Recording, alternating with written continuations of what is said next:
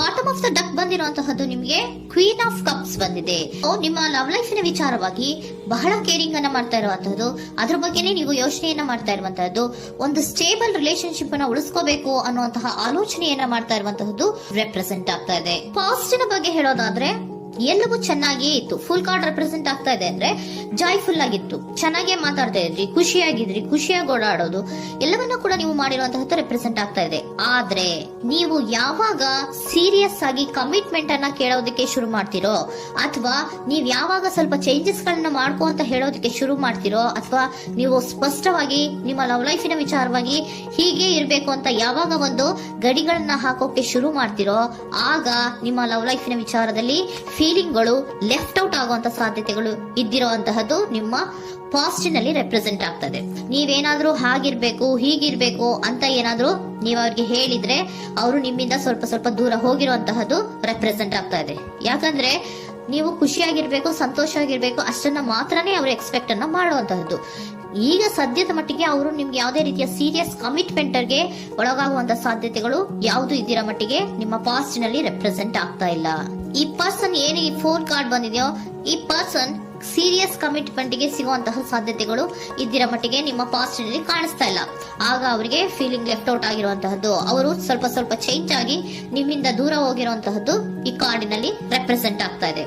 At the present ನಲ್ಲಿ ನಿಮಗೆ ಬಂದಿರುವಂತಹ ಕಾರ್ಡ್ ಏನು, ವೀಲ್ ಆಫ್ ಫಾರ್ಚೂನ್.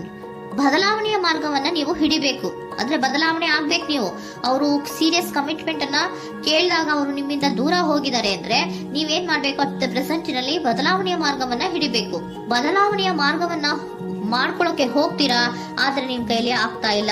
ಯಾಕಂದ್ರೆ ವೀಲ್ ಆಫ್ ಫಾರ್ಚೂನಿನ ಕ್ಲಾರಿಫಿಕೇಶನ್ ಕಾರ್ಡ್ ಬಂದಿರುವಂತಹದ್ದು ಯಾವುದು, ಡೆವಿಲ್ ಕಾರ್ಡ್ ರೆಪ್ರೆಸೆಂಟ್ ಆಗ್ತಾ ಇದೆ. ಡೆವಿಲ್ ಕಾರ್ಡ್ ಏನನ್ನ ರೆಪ್ರೆಸೆಂಟ್ ಮಾಡುತ್ತೆ, ಅಡಿಕ್ಷನ್ ಅನ್ನ ರೆಪ್ರೆಸೆಂಟ್ ಮಾಡುತ್ತೆ. ಯಾವಾಗ್ಲೂ ಅವರ ಬಗ್ಗೆನೇ ಯೋಚನೆ ಮಾಡ್ತಾ ಇರೋದು, ಅದ್ರ ಬಗ್ಗೆನೇ ಥಿಂಕ್ ಮಾಡ್ತಾ ಇರೋದು. ಸ್ವಲ್ಪ ಬದಲಾವಣೆ ಮಾಡ್ಕೊಳಕ್ ಹೋಗ್ತೀರಾ, ಮತ್ತೆ ಪುನಃ ವಾಪಸ್ ಹಿಂದಕ್ಕೆ ಬರ್ತೀರಾ, ಮತ್ತೆ ಆಲೋಚನೆಯನ್ನ ಮಾಡಕ್ಕೆ ಶುರು ಮಾಡ್ತೀರಾ. ಆ ಕಾರಣವಾಗಿಯೇ ನಿಮ್ಗೆ ನೋವುಗಳು ಆಗ್ತಾ ಇರುವಂತದ್ದು ಅಟ್ ಪ್ರೆಸೆಂಟಿನಲ್ಲೂ. ನೀವು ಬದಲಾವಣೆ ಆಗೋಕೆ ಹೋಗ್ತೀರಾ, ಎಲ್ಲಿ ಬದಲಾವಣೆ ಆಗ್ತಾ ಇದ್ದೀರಾ, ಎಲ್ಲಿ ಚೇಂಜಸ್ ಆಗ್ತಾ ಇದ್ದೀರಾ, ನೀವು ಆಗ್ತಾ ಇಲ್ಲ. ಯಾಕೆ ಹೇಳಿ, ನಿಮ್ಮಲ್ಲಿ ಅಡಿಕ್ಷನ್ ಗಳು ರೆಪ್ರೆಸೆಂಟ್ ಆಗ್ತಾ ಇದೆ. ತುಂಬಾ ಅಡಿಕ್ಷನ್ ಇರೋದ್ರಿಂದ, ನಿಮ್ಮ ಲವ್ ಲೈಫ್ ನ ವಿಚಾರವಾಗಿ ನೀವು ತುಂಬಾ ಅಡಿಕ್ಟ್ ಆಗಿರೋದ್ರಿಂದ ನೀವು ಯಾವುದೇ ರೀತಿಯ ಬದಲಾವಣೆಯನ್ನ ನೀವು ಮಾಡ್ಕೋತಿಲ್ಲ. ನಿಮ್ಮ ಲವ್ ಲೈಫ್ ನ ವಿಚಾರವಾಗಿ ನೀವು ಬದಲಾವಣೆಯನ್ನೇ ಮಾಡ್ಕೋತಾ ಇಲ್ಲ. ಅವ್ರು ಕಮಿಟ್ಮೆಂಟ್ ಕೊಟ್ಟಿಲ್ಲ, ಅವ್ರು ಹೋದ್ರು ಅಂದ್ಮೇಲೆ ನೀವು ಮುಂದೆ ಬರ್ಬೇಕು, ನಿಮ್ಮ ಜೀವನದಲ್ಲಿ ನೀವು ಮುಂದೆ ಬರ್ಬೇಕು. ಸೊ ನೀವು ಮುಂದೆ ಬರಕ್ ಹೋಗ್ತೀರಾ, ಆದ್ರೆ ಅಲ್ಲೇ ಸ್ಟ್ರಕ್ ಆಗ್ತಾ ಇರುವಂತಹದ್ದು ರೆಪ್ರೆಸೆಂಟ್ ಆಗ್ತಾ ಇದೆ. ನೀವ್ ಯಾವಾಗ ಅಡಿಕ್ಷನ್ ಗಳನ್ನ ಜಾಸ್ತಿ ಮಾಡ್ಕೋತಿರೋ ಅಬ್ಸೆಷನ್ ಆಗತ್ತೆ. ಯಾವಾಗ ನಿಮ್ಮಲ್ಲಿ ಅಬ್ಸೆಷನ್ ಗಳಾಗಕ್ಕೆ ಶುರು ಆಗುತ್ತೋ ಆಗ ನಿಮ್ಮ ನೋವುಗಳು ಜಾಸ್ತಿ ಆಗುತ್ತೆ.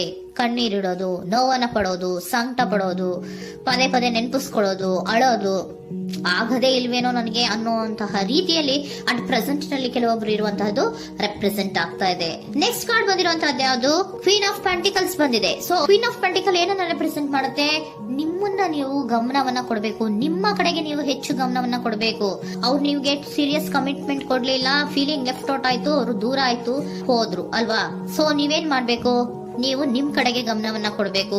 ವೀಲ್ ಆಫ್ ಫಾರ್ಚೂನ್ ಅಂದ್ರೆ ಏನು, ನೀವು ಬದಲಾವಣೆಯ ಮಾರ್ಗವನ್ನ ಹಿಡಿಬೇಕು. ಬದಲಾವಣೆಯ ಮಾರ್ಗವನ್ನ ಮಾಡ್ಕೊಳ್ಳೋದಕ್ಕೆ ಹೋದ್ರೂ ಕೂಡ ಮತ್ತೆ ವಾಪಸ್ ಹಿಂದೆ ಬರೋದು, ಮತ್ತೆ ಅಡಿಕ್ಷನ್ ಆಗೋದು, ಮತ್ತೆ ನೆನಪಿಸ್ಕೊಳ್ಳುವಂತಹದ್ದು, ಮತ್ತೆ ನೋವನ್ನ ಪಡುವಂತಹದ್ದು ನಿಮ್ಮಲ್ಲಿ ರೆಪ್ರೆಸೆಂಟ್ ಆಗ್ತಾ ಇದೆ. ನೀವು ಈ ಅಡಿಕ್ಷನ್ ಗಳಿಂದ ನೀವು ಆಚೆ ಬರಬೇಕು ಅಂದ್ರೆ ನಿಮ್ಮನ್ನ ನೀವು ಬ್ಯುಸಿಯಾಗಿ ಇಟ್ಕೋಬೇಕು. ಟೈಮ್ ಇದ್ರೂ ಕೂಡ ಮತ್ತೆ ಪುನಃ ಹಿಂದೆ ಬಂದು ನೀವು ಆಲೋಚನೆ ಮಾಡುವಂತಹ ಸಾಧ್ಯತೆಗಳು ಇದೆ. ಅದಕ್ಕೆ ನೀವು ಅಟ್ ಪ್ರೆಸೆಂಟ್ ನಲ್ಲಿ ನೀವು ಆ ಫೀಲಿಂಗ್ ಇಂದ, ಈ ನೋವಿನಿಂದ ನೀವು ಆಚೆ ಬರ್ಬೇಕಂದ್ರೆ ನೀವೇನ್ ಮಾಡ್ಬೇಕು, ಸ್ವಲ್ಪ ಏನಾದ್ರೂ ಬ್ಯುಸಿ ಆಗ್ಬೇಕು, ಕೆಲಸಗಳನ್ನ ಮಾಡೋದಕ್ಕೆ ಶುರು ಮಾಡ್ಬೇಕು.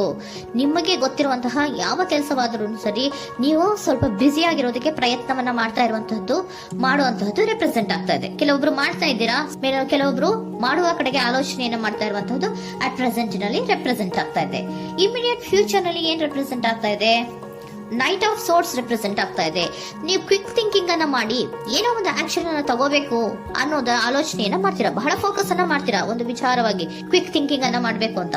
ಮತ್ತೆ ಪುನಃ ಏನ್ ಮಾಡ್ತೀರಾ, ನಿಮ್ಮ ಮುಂದೆ 2 ಆಪ್ಷನ್ಗಳು ಬಂದ್ಬಿಡುತ್ತೆ.